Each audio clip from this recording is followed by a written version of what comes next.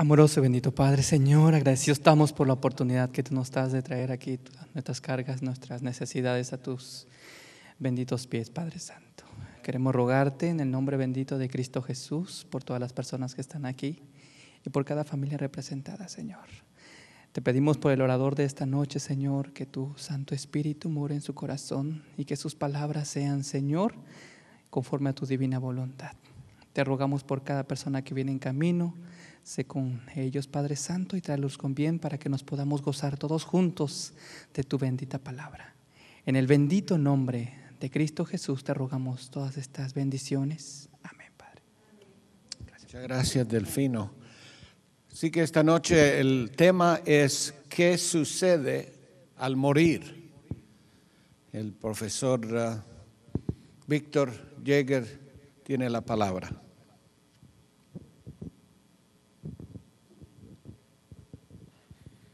Buenas noches. Quiero mencionarles que estoy en mi oración privada, estoy orando por Raquel, por Cristina, por Hilda, por Samantha. Samantha, ella viene de Vernon, Texas. Samantha Skinner, right? Yeah, I remember you. And the reason I remember her is because I used to be the pastor in Vernon. Well, I'm still the pastor in Vernon, but they moved to here, to King. Y estoy seguro que alguien se sentará cerca de ella para que traduzca y ella pueda escuchar, ¿verdad? También por Ángel, Consuelo, Marisa, Olga y Samantha Delgado. Hay 2 Samantas en esta noche. Muy bien, el tema de esta noche es ¿qué sucede al morir? Está basado en capítulo 11 de Lucas. Y vamos a hacer una oración más. Buen Padre Celestial, al abrir tu palabra queremos que tú nos puedas bendecir completamente. Queremos predicar, exponer de lo que está escrito en tu palabra. Que entre tu mensaje al corazón y suba a la mente y nos haga entender y lo pongamos por obra toda cosa nueva que aprendamos de la Biblia. Te lo pedimos en Cristo Jesús. Amén. Muy bien, este es el tema que traigo en esta noche. ¿Qué sucede al morir? Es un tema muy interesante porque todos los seres humanos, tarde o temprano, tenemos que hacer frente a esto. En esta tarde me mandaron un mensaje en el teléfono vía correo electrónico, un pastor allá en la Amazonía del Perú, avisándome que una amiga en común de nosotros de la infancia, de nuestra edad, ella era médico, murió. Y lo que me vino a mi mente inmediatamente era pensar en sus hijos. Y cuán finitos somos. Y hoy día, mientras estaba viniendo mis 75 millas, que hoy día no me tomaron 1 hora y 10, me tomaron 2 horas llegar acá, porque pasé 3 accidentes, de los cuales uno pienso que fue fatídico porque la forma como quedó el carro, se me hace casi imposible que alguien haya podido sobrevivir. Y me quedé tan impresionado que ni siquiera me di cuenta que la temperatura de mi carro estaba subiendo a caliente, extremo, porque iban a vuelta de rueda. ¿Cómo es cuando algo nos impresiona, nos quedamos estáticos, paramos? Y en esta noche vengo a traerle el aspecto bíblico de qué es lo que dice la Biblia acerca de la muerte.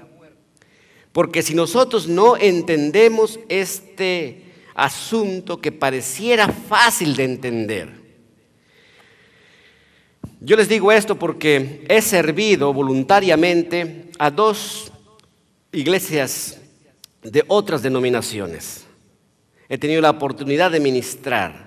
Y en el tema de la muerte piensan inclusive cosas que no están en la Biblia.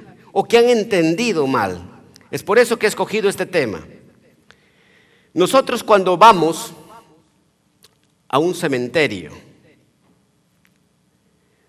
pasamos por el cementerio y no sé si tú tienes la curiosidad de ver lo que han escrito. Pero hay en algunas tumbas, no hay registro de nada.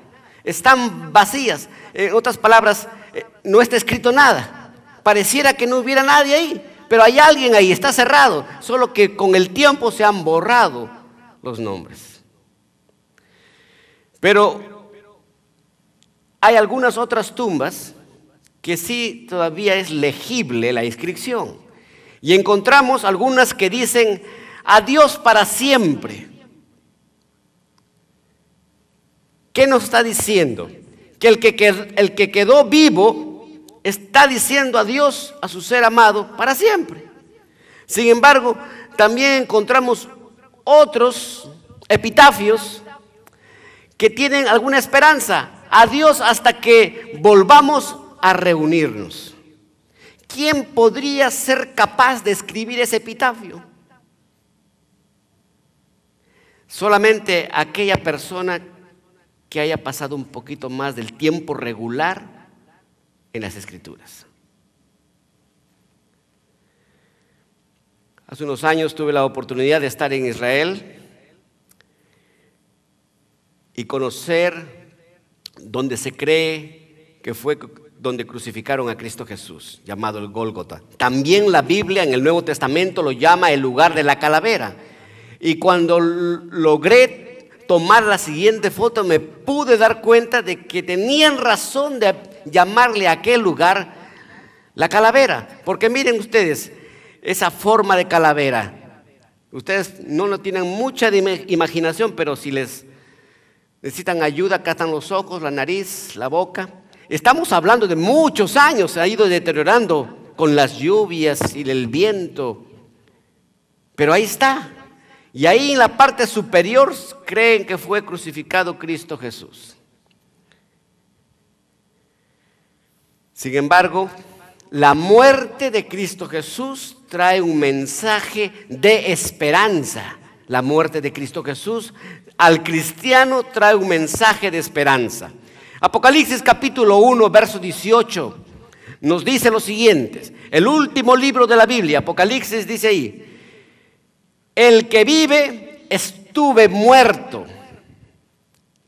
y he aquí que vivo por los siglos de los siglos. Amén. ¿De quién se está dando la descripción?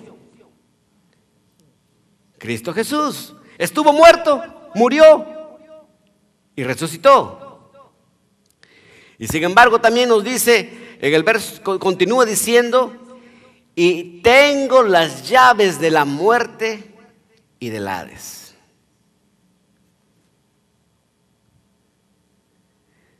Y miren ustedes, si Jesucristo no hubiera resucitado, tampoco habría hoy en la actualidad ninguna esperanza para nosotros los cristianos de resurrección. Ahora, el ingrediente esperanza es lo que mueve al ser humano. El ingrediente de esperanza es el factor que ha movido a la iglesia cristiana por siglos. Es ese ingrediente de esperar la venida de Cristo Jesús. Es lo que ha mantenido a tantos cristianos por muchos siglos. Primera de Corintios capítulo 15, verso 16 dice lo siguiente: porque si los muertos no resucitan, tampoco Cristo, ¿qué pasó? Ha resucitado. Y si Cristo no ha resucitado, vuestra fe es ¿qué? Inútil. Todavía estáis vosotros ¿en qué? En vuestros pecados. Y sigue diciendo: en tal caso, verso 18, también los que han dormido en Cristo, ¿han qué?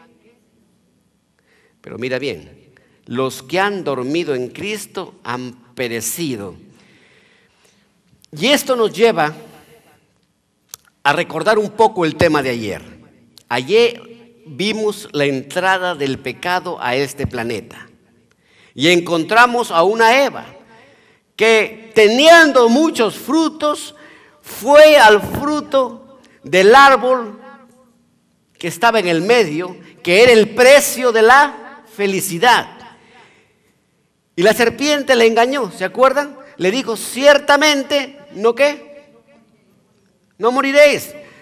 Pero comieron y el deseo de desobedecer, inmediatamente, ¿qué les pasó? Fueron expulsados, no murieron el ipso facto en el momento, pero después vemos nosotros registrado la muerte de Adán. Murieron después, pero lo que pasó al instante fueron que tuvieron que dejar la casa que Dios había preparado para ellos. Dice que Jehová Dios tuvo que hacer un trabajo que no le gustaba hacer o nunca pensó hacer, en el sentido de que Él abrigaba en su corazón que sus criaturas le iban a amar. Es igual que cuando tú tienes tus hijos, ¿verdad? Los que tenemos hijos abrigamos por lo menos que nuestros hijos nos obedezcan. ¿Por qué? Por amor. Porque tú puedes ejercer violencia y por algún tiempo tal vez te van a seguir. Pero cuando es por amor, no importa que tú estés presente o no estés presente, si tus hijos te aman, te van a obedecer. ¿Cómo se siente el padre de familia cuando su hijo no le obedece? ¿Cómo se sienten? Dice Génesis, capítulo 3, verso 23, y Jehová Dios lo arrojó del jardín del Edén. Yo me imagino el gran dolor que habrá tenido Jehová Dios. Y por la no obediencia, trajo ¿qué cosa?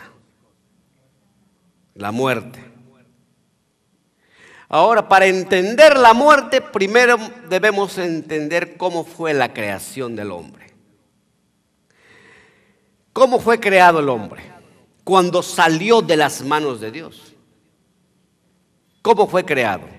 Génesis capítulo 2 nos cuenta la historia. Capítulo 2, versículo 7, dice, entonces Jehová Dios formó al hombre del polvo de la tierra. Del polvo de la tierra. Y dice, y sopló en su nariz aliento de vida, y el hombre llegó a ser ¿qué? Un ser viviente. ¿Qué le parece? Resumiendo lo que acabamos de decir, miren, esta es la fórmula matemática del ser viviente. Mire bien, nosotros tenemos el cuerpo, y cuerpo más aliento, ¿qué nos da? Alma viviente. El original en hebreo. Me gusta que me digan profesor, pero no soy profesor. Pero mira, si tuviéramos en una clase, por lo menos aprendí esto. Esta palabra nefesh, que significa criatura, sumado con el hayá de Dios, da la vida, que en muchos casos lo traducen como el aliento. Pero tiene que haber estos dos para ser un ser vivo. Es el cuerpo más el aliento. No es un solo, son dos elementos, el cuerpo y el aliento. Ahora, ¿qué será entonces a la inversa? Alma viviente menos aliento, ¿qué nos da? Un cuerpo sin ¿qué? Sin vida. Así de sencillo. Si tienes si tienes cuerpo, pero no tienes ¿qué? Aliento, ¿eres qué? Eclesiastés capítulo 12, versículo 7 dice, es que el polvo vuelve a la tierra como era. ¿Cómo era? Es que acuérdense, nos formó de la tierra. Es por eso cuando alguien fallece, lo ponen en la tumba, pasan los años, se desintegra. Pasan los días y comenzamos a pudrirnos. Pero pasan muchos años, nos desintegramos. Y el espíritu, ¿qué más dice? ¿A dónde va el espíritu? El espíritu vuelve a Dios, que ¿quién lo dio? Acá no dice que el espíritu se va al limbo. Acá no dice que el espíritu se va por otro sitio. Acá no dice que el espíritu se mete en un gato. Ahora yo les voy a decir por qué le estoy diciendo. Esto no es ninguna imaginación. Una vez estaba dando estudio bíblico a una familia japonesa. Y estábamos bien en el estudio. El esposo era un gerente y habían abierto sus puertas y ahí estábamos semana tras semana. Y un día hablamos de la Nueva Jerusalén y la señora me preguntó, ¿va a haber gatos? Y yo me puse a pensar, nadie me había hecho esa pregunta. Y le dije, sí, va a haber gatos. Pero también va a haber tigres y también va a haber leones y vas a poder jugar. No, pero lo que yo quiero saber es si va a haber gato. Sí, va a haber gato. Y ella me dijo, ok, sabes que yo tenía mi gato. Y me mencionó el nombre del gato. Y el gato se murió. Y ella me dijo, ¿crees que mi gato va a resucitar? Y yo le dije, ¿va a haber otro gato? Y ella me dijo, no, quiero saber si mi gato va a estar en la resurrección. Y miren ustedes, y yo ahí me quedé pasmado. Nadie me había hecho esa pregunta en todos los años de existencia. Y la forma que ella me lo presentó me hizo sentir que era muy importante el gato. Las culturas. Allá en Asia se cree que cuando uno muere, tu espíritu, por eso ven que no matan cucarachas, que no matan insectos, no matan. ¿Por qué? Y tú dirás, a primera instancia vas a pensar que es porque mucho aman y deben amar, pero hay algo atrás de eso. Es por eso que nosotros debemos entender bien claramente, dice que el espíritu vuelve a Dios y vuelve a Dios porque Él fue el que lo dio. Y cuando Él da, Él puede regresar. Salmo 146, verso 4 dice, su espíritu ha de salir y Él volverá al polvo en aquel día que dice, perecerán, ¿qué cosa? Sus pensamientos. Quiere decir que cuando uno muere, no queda pensando. ¿Estamos de acuerdo? Así dice Eclesiastés. Nos vamos un poquito más adentro de esto. Eclesiastés, capítulo 9, verso 5, dice, porque los que viven, o sea, tú y yo, ¿verdad? Saben que han de morir. ¿O a poco usted no sabe que va a morir? ¿Hay alguien acá que se cree eterno? Una cosa es que esté usted pensando todos los días cuándo se va a morir, y otra cosa que usted esté consciente que la muerte puede venir. Ahora, cuando venga la muerte, ¿estará usted preparada para encontrarse con la muerte? Esa es la pregunta. Porque los que viven saben que han de morir, pero los muertos no saben nada, ni tienen más, ¿qué cosa dice? Recompensa. ¿Por qué? Vamos a ver, porque su memoria, ¿dónde está? Mira bien lo que dice acá. Pues la memoria de ellos es puesta, ¿qué? En el olvido. Apunten estos versículos. Y ustedes que nos están escuchando en la televisión, apunten los versículos. Su memoria está puesto en el olvido. Sigue diciendo, versículo 6, también han desaparecido su amor, su odio y su envidia. Cuando viví en México, me llamó la atención algo. Me impresionó esto. Hay una isla,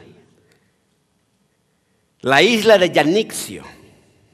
Ahí está, para que se animen y visiten. Yanixio Pátzcuaro, en Michigan, en Michoacán, México. Dije Michigan porque muchos me dicen, no estaba en Michoacán, este es el estado de Michigan, del Michigan mexicano.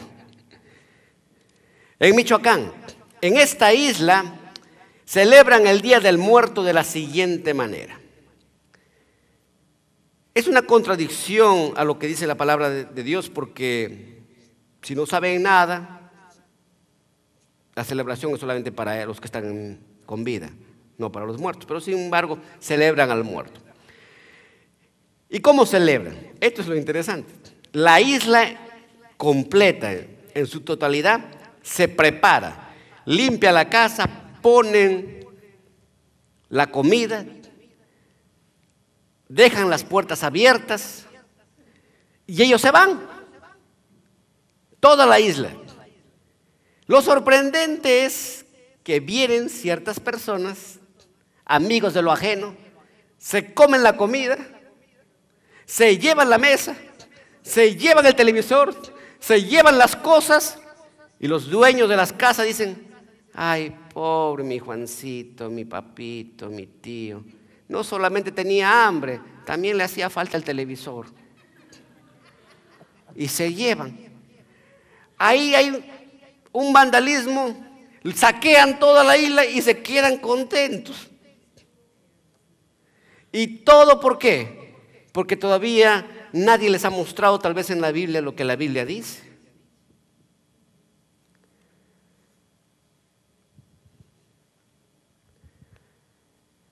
No saben nada. Nada. Y eso es todo. No hay más. Aunque tal vez en esta noche al abrir la palabra, al escuchar, tal vez hasta te sientas ofendido. Pero no saben nada. Quiere decir que todo el dinero que gastas en eso, inclusive hay gente que me dice: no, usted está equivocado, porque yo no tuve tiempo de despedirme de mi abuelito, de mi mamá, mi papá. Entonces yo fui y contraté a una persona, a un medium, y de repente ahí estaba la voz de mi abuelita y la voz de mi papá. Entonces eso, ¿con quién crees que estabas hablando? La palabra de Dios también nos dice con quién hablas. Mira, Salmos 115, verso 17, nos dice que nosotros, que solamente los seres vivos que caminan y hablan, alaban a Jehová, no los muertos. Mira bien, no alaba a Jehová los muertos ni cuantos descienden al silencio, porque están muertos. En otras palabras, la Biblia nos dice que la muerte bíblicamente es tan solo un sueño sin pesadillas, un sueño magnífico. Daniel capítulo 12, verso 2 del Antiguo Testamento nos dice lo siguiente: y muchos de los que duermen en el polvo de la tierra serán, ¿qué cosa? Despertados, unos para vida eterna y otros para vergüenza y eterno horror, porque no se van a salvar.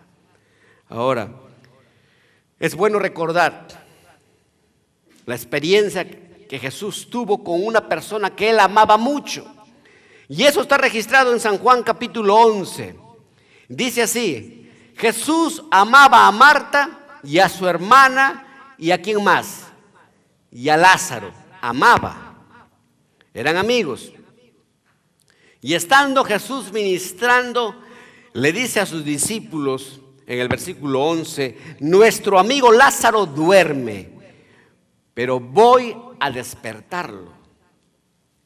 Y los discípulos no agarraron la idea.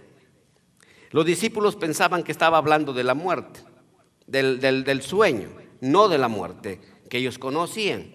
Y dice así: entonces dijeron sus discípulos: Señor, si duerme, sanará. Así que luego Jesús les dijo claramente: Lázaro ha muerto.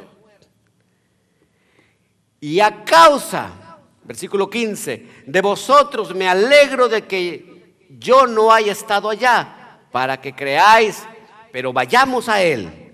Entonces emprendieron el viaje para encontrarse allí en la casa de Lázaro. Jesús, cuando se encontró con las hermanas de Lázaro, nos dice en el verso 23, Jesús le dijo: tu hermano resucitará. Y ella lo creyó, porque ella le dice, yo sé que resucitará en la resurrección, en el día final. Yo sé que va a resucitar. Quiere decir que la doctrina de la resurrección del día final ya estaba siendo predicado. Por eso la hermana de Lázaro creía eso. Pero cuando Jesús le dijo, va a resucitar, ella pensó que estaba hablando de ese tema, de la resurrección. Y Jesús le aclaró, no te estás dando cuenta que yo soy la resurrección. Yo soy la resurrección y la vida. El que cree en mí, aunque muera, vivirá. He ahí la grande esperanza para el cristiano. La grande esperanza para aquella persona que acepte a Cristo Jesús. Esa es la gran diferencia. Sin embargo, en el relato que estábamos contando, vemos nosotros que Jesucristo como ser humano lloró. Y hay un versículo en la Biblia, en el versículo 35 dice, Jesús lloró. Le dio pena a su amigo. Entonces él pidió que le llevaran donde había sido enterrado Lázaro. Y cuando él pidió eso, los discípulos, ¿qué le dijeron? Señor, llegue ya, porque ya tiene 4 días y en 4 días se está pudriendo el cadáver. Allá en nuestros países, en Sudamérica, cuando tú te mueres ahora, automáticamente al día siguiente te están enterrando. Acá en América es diferente porque te hacen una preparación y puedes durar unos cuantos días más. Pero al final termina. Se comienza a descomponer. Pero habían pasado 4 días y ya estaba oliendo. Sin embargo, Jesucristo se fue, pidió que saquen la piedra. Si vemos la expresión del dibujante que dibujó esto, vemos a los discípulos que estaban ahí, como olería, ¿no? Le hicieron caso. Sin embargo, Jesucristo lo mandó llamar y le dice, Lázaro, ven fuera. Y Lázaro salió. Salió de los muertos. Porque Jesucristo es la resurrección y la vida. Primera de Tesalonicenses capítulo 4, verso 13, dice, tampoco queremos, hermanos, que ignoréis acerca de los que duermen, para que no os, ¿qué cosa dice? Entristezcáis como los demás que no tienen esperanza. ¿Está bien claro? Aquella persona que no tiene esta esperanza de la cual está escrito en la palabra de Dios, entonces debe ser un dolor interminable. Y yo ya he observado cómo es la persona que tiene esperanza en Cristo y cómo es una persona que no tuvo la oportunidad de conocer a Jesús. Cuando viví en México tuve la intención de asistir a algún funeral. Teníamos 900 líneas de producción, una de mis líderes, su padre murió, me avisaron y fui al funeral. Eran 2 hermanas, 2 líderes, y fui porque yo quería ver cómo enterraban en México. Y fui. Y lo que me llamó la atención es que esta jovencita, en el momento que iban a preparar el féretro para ser bajado por unas poleas, la jovencita le decía, papito, ¿cómo no te di yo la cama que querías? ¿Cómo no te di esto? ¿Cómo no te di lo otro? Y yo entre mí decía, hija, ya no te puedo escuchar. Pero cuando lo estaban bajando, ella agarró y se saltó encima del féretro. ¿Cómo es la persona que no tiene esperanza? Yo me imagino a los padres de María, mi amiga doctora que ha muerto, ya son mayores, porque es hasta normal enterrar a tus padres, pero es anormal enterrar a tus hijos. Pero sin embargo viene a mi mente la cara de esos señores fieles a Cristo Jesús, estarán llorando también como Cristo Jesús, pero con esperanza.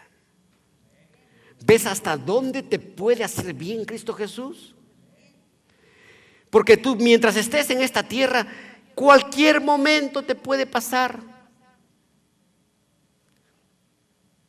Sin embargo, Jesucristo nos ha dado una gran esperanza. Primera de Corintios, capítulo 4, verso 16 dice: porque el Señor mismo descenderá del cielo con aclamación, con voz de arcángel y con trompeta de Dios, y los muertos en Cristo, mira bien, resucitarán. ¿Qué cosa? Resucitarán primero. Y esto es bíblico porque está en la Biblia. Los cristianos que tengan a Jesús en su corazón, que cumplan con lo que ha dicho el Señor, que entiendan claramente que la salvación es gratuita, van a resucitar primero. Ahí sí lo dice. Esa es una garantía. Ahora, también debo mencionar que hay misterios en la Biblia, y quiero hacer énfasis a esto. Los misterios que encuentres en la Biblia, ninguno de ellos te va a ayudar para tu salvación. Toda la información para que tú seas un ser salvado se encuentra explícitamente escrito en la palabra de Dios. Un misterio podría ser: ¿quién creó a Dios? ¿Por qué Dios fue creado en 3 personas? ¿Tú quieres saberlo? Llega aquel día y pregúntale. Hay muchas preguntas que cargamos en nuestra mente. Pero si tú quieres respuesta, llega y pregúntale a Jesús en aquel día de la resurrección. Sin embargo, Jesucristo nos dice claramente en Primera de Corintios, capítulo 15, verso 51: he aquí os digo un misterio, no todos dormiremos. ¿Qué dijimos que era el dormir? Era como ¿qué? La muerte. No todos van a morir, pero todos seremos ¿qué cosa? Transformados. ¿Cuánto va a demorar esa transformación?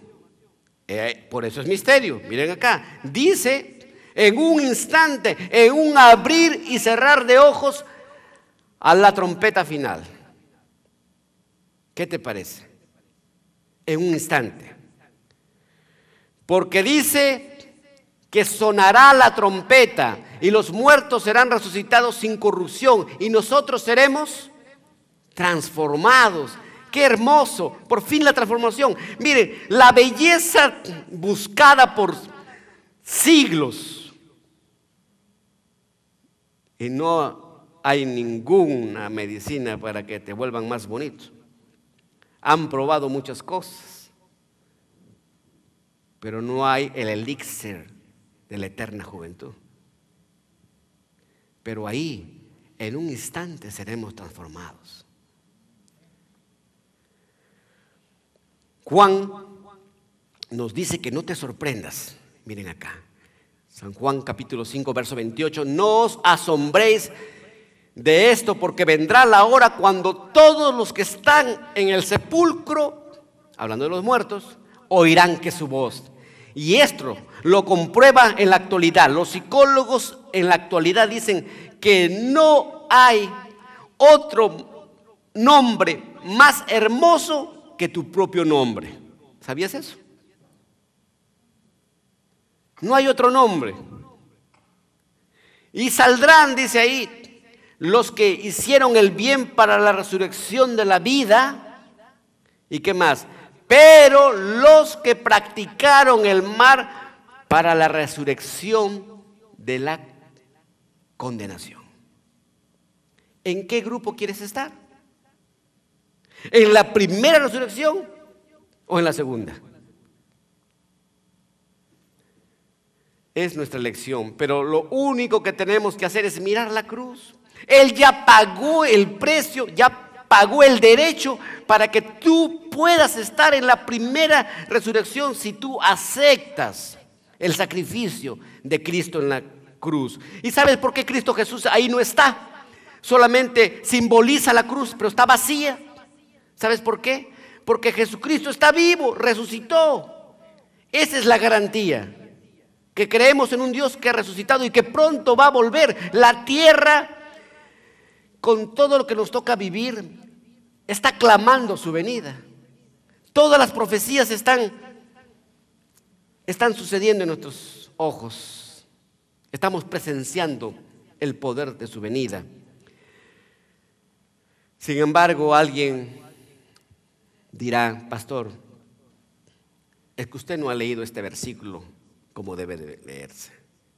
Cuando Jesús estaba en la cruz, Él prometió a uno de los ladrones que en ese día iba a estar en el paraíso. Es por eso que nosotros creemos que cuando morimos nos vamos de frente al paraíso. Pero sin embargo, ¿cómo una coma gramatical puede cambiar? Cuando encontramos un punto, la regla gramatical dice que debemos pausar, ¿verdad? Y debemos respirar. Cuando encontramos una coma, debemos seguir o hacer una pausa leve, ¿verdad? Ahora miren acá lo que lleva Lucas. Ese versículo mal entendido lo encontramos en el libro de Lucas, capítulo 23, verso 42. Y a simple vista dice lo siguiente: y le dijo Jesús al ladrón que se arrepintió: acuérdate de mí cuando vengas en tu reino. ¿Se acuerdan? Y miren ustedes, entonces Jesús le dijo: de cierto te digo que hoy estarás conmigo en el paraíso. Y ahí no hay coma, ¿verdad? ¿Qué te parece? ¿Qué nos está diciendo ahí?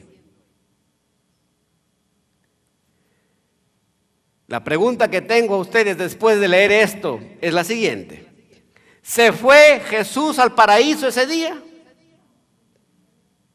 Mira bien, aquí la diferencia. Hay una coma y dice: de cierto te digo hoy, una pausa, estarás conmigo en el paraíso. ¿Vieron? Ahora, esto también se basa cuando quisieron tocar a Jesús, de la emoción que los discípulos de la iglesia primitiva, de la iglesia naciente que estableció Cristo Jesús, amaban a Jesús. Y cuando lo vieron resucitado, quisieron agarrarlo, pero Jesús le dijo: no me toques porque aún no he subido al Padre. Imagínense, si Jesús murió, resucitó, cuando murió no se fue a caminar por allá. Estaba muerto en la tumba, porque ahí dice claramente que no había subido al Padre. Ahora, si Jesús hizo eso, con mayor razón cualquier otro ser humano. Sin embargo, cuando nosotros miremos la tumba, debemos pensar de que Él ha pagado el precio y la tumba está vacía. Esta es la foto que se encuentra en lo que se cree era la tumba de Cristo Jesús, a las afueras de Jerusalén. Y me dijeron que esto es probablemente donde fue recostado Cristo Jesús, pero está vacía. Lo que quiero recalcar es que está vacía. Y está vacía, pero pronto Jesucristo va a volver. Y va a volver con poder. Y va a volver para salvar a los que hayamos quedado y a los que hayamos muerto también, pero con fe en Cristo Jesús. Voy a hacer un llamado en esta noche, pero sin embargo quiero contarles uno de los milagros más maravillosos que me pudo suceder a los pocos semanas de haber entrado al ministerio. Era febrero del 2001 y yo estaba muy contento porque ya estaba recuperado físicamente y estaba viendo qué cosa hacer.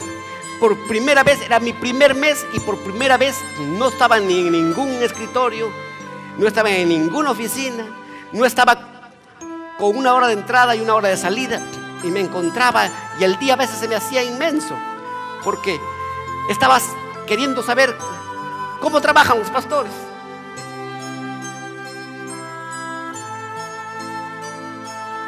Pasaron los días y mi esposa me dijo: Goldie Webb está en el hospital, sería bueno que la vayas a ver. Goldie era la propietaria, junto con su esposo, de la primera farmacia en McKinney, Texas. La habían llevado al hospital y algo sucedió, que en un procedimiento la señora terminó en coma. Y pasaban los días y pasaban las semanas, y mi esposa me decía: anda, ve a Goldie. Y un día se dio cuenta ella que yo apuntaba todas las cosas que tenía que hacer cada día, y un día me lo puso con la tinta en rojo: anda a ver a Goldie. Y yo comprendí que si no iba, me iba a estar en problemas. Entonces yo decidí qué día voy a ir, qué día de la semana voy a escoger para ir a ver a Goldie. Y yo escogí, bueno, voy a ir el lunes y voy a ir en la mañana, porque calculé, lunes todo el mundo está en sus trabajos, es el perfecto momento. Yo voy a ir, voy a cumplir, la saludo a los familiares que están ahí. Ella sabía que yo estaba en coma. Ella tenía 36 días en coma. Solo que cuando yo llegué, entré al hospital de Dallas, en la Forest Lane, entré, subí el ascensor, demoré un poco en ubicarla, y cuando ubiqué, la vi en su cama y regresé para mirar si alguien había en la sala de las familias donde esperan a las personas. Y ahí estaba George Webb, el esposo. Cuando él me vio, sabía que la gente le estaba rodeando, pero cuando él me vio, él se paró y se me aproximó. Y para mi sorpresa, él agarró y me dijo: ven para acá, te voy a presentar a estos clérigos. Y me presentó al pastor de la iglesia bautista primera en McKinney, me presentó al pastor metodista, me presentó al pastor luterano. Estamos hablando de una familia que viene de ser fundadores de la ciudad de McKinney. Se lo conocían todos. Y él dijo algo que me dejó en frío. Le dijo: este muchacho ha dejado su profesión para ser ministro, y yo quiero que tú hagas algo por mi esposa, porque en esta mañana me han dicho que yo ya dé la orden, son 36 días en coma, ya debe estar vegetal. Y él me dijo: pero mi corazón me dice que no, yo amo a mi esposa. ¿Por qué no haces algo? Porque ellos no pudieron hacer nada. Y cuando dijo eso, yo me quedé frío. Yo honestamente quería salirme de ahí disparado. Yo había llegado en el momento que yo pensaba que no iba a tener, por lo menos encontrar a él, pero no encontrar a los demás ministros.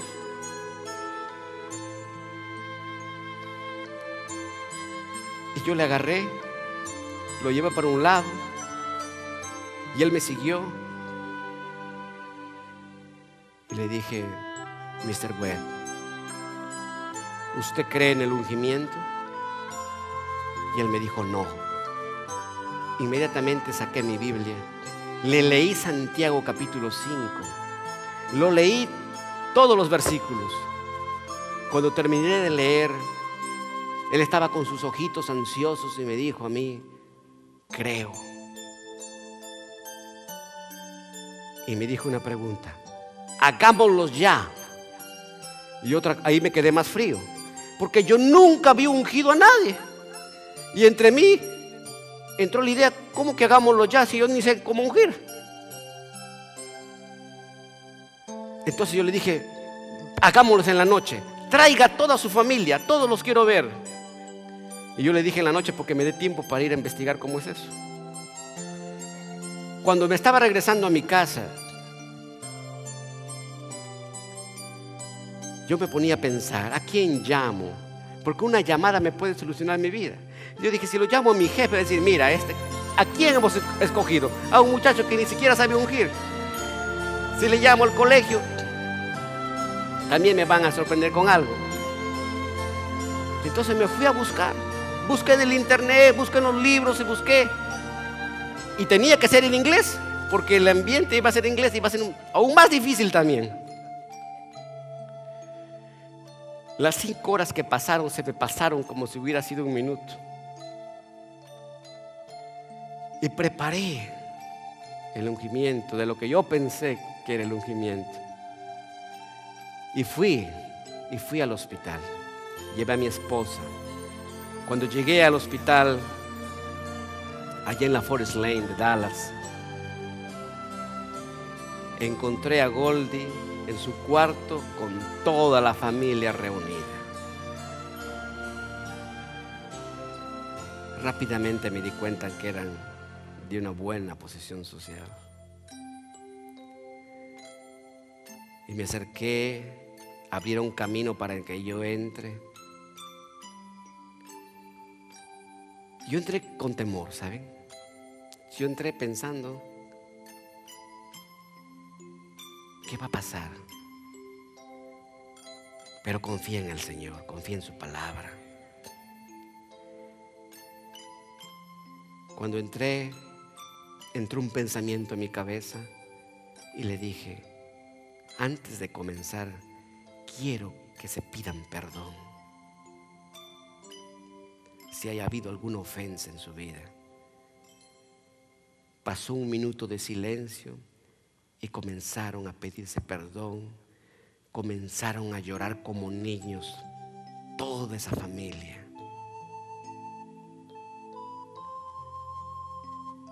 Duró más el llanto que el ungimiento en sí.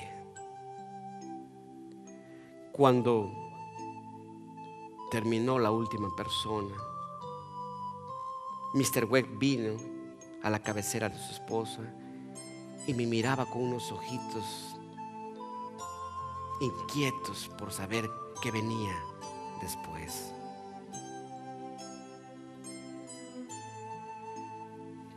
Hice la oración, la ungí con el aceite de oliva y mientras estaba ungiendo le dije, Señor, haz un milagro con esta señora. Es más, Señor, si este es el único milagro en todo mi ministerio, que sea hecho. Pero no dejes que esta gente se vaya triste en este día, dudando de ti en este día. Tu nombre está en juego. Los ministros están allá afuera esperando qué iba a pasar. El pastor del Mr. Well le dijo, no creas en eso, eso no es parte de nuestra doctrina. Y el Señor creyó como quiera. Y cuando terminamos de ungir, abrí mis ojos, terminé la oración y Mr. George fue al extremo de la cama porque Goldie estaba conectado a todo su cerebro. Cráneo está metido con máquinas y se fue al extremo, sacó la sábana, sacó sus pies y comenzó a hablarle a los pies y le dijo, Goldie, si tú me escuchas, mueve tu pie. Y vino otra pregunta, Goldie, si tú me escuchas, mueve tu pie. Y yo sentí mucho amor, mucha fe. Y en la tercera vez yo le decía, Señor, haz este milagro. Yo sufría con cada palabra que Mr. Webb estaba diciendo. Y a la tercera vez le dijo, Goldie, yo no podría vivir sin ti. Yo no tuve tiempo de prepararme, de despedirme de ti. Tú sabes lo cuánto yo te he amado. Y cuando estaba hablando, Goldie levantó la cabeza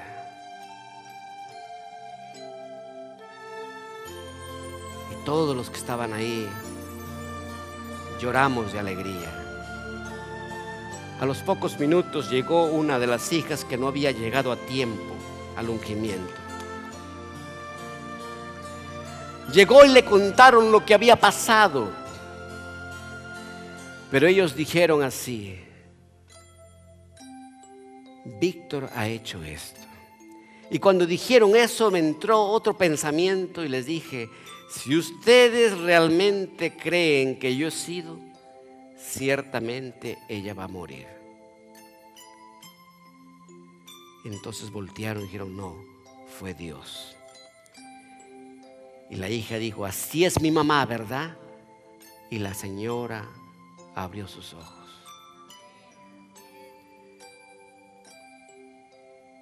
Ese milagro que sucedió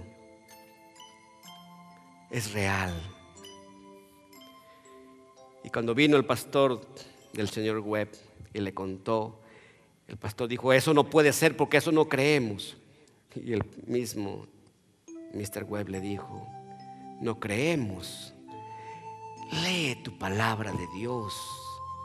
Lee Santiago 5. Él estaba dando ahora el estudio bíblico.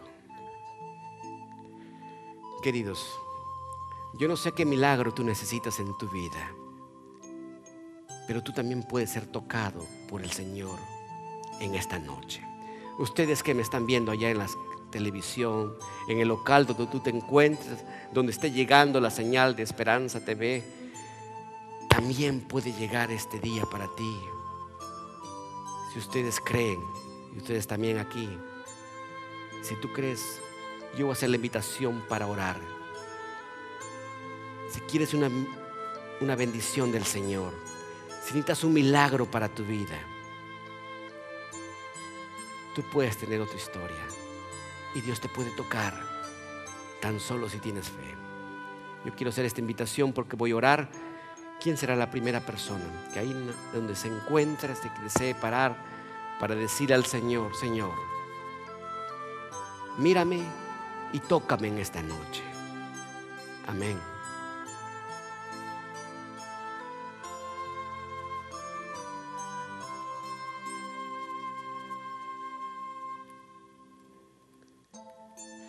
¿Habrá alguien más? Muy bien, vamos a orar.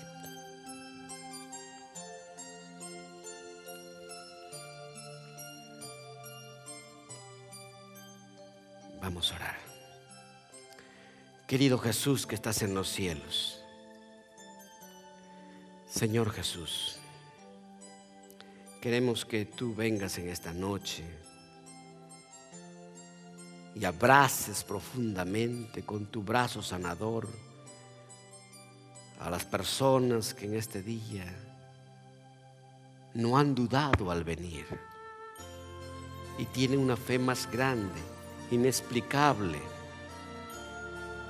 Queremos, Señor, que tú hagas realidad tus promesas en nuestras vidas. Tú conoces sus corazones. Yo tan solo estoy intercediendo, pero sea propicio la fe de ellos contigo. Pero también estoy orando por aquellas personas que recién están abriendo la palabra de Dios, encontrándose con textos bíblicos. Y mientras que uno va leyendo los textos bíblicos, tal vez habrá preguntas diciéndose el corazón: ¿será esto cierto? Padre, trabaja en esta noche con ellos. Dales ganas para que puedan ir a abrir la palabra de Dios, que puedan leer, que puedan ser libertados. Danos una bendición a todos, Padre. Danos tu paz. Que las lágrimas que se escuchan en estos momentos tornen para alegría, porque bienaventurados son los pies de aquellos que caminan en tus caminos. Danos tu paz, Señor, en Cristo Jesús. Amén.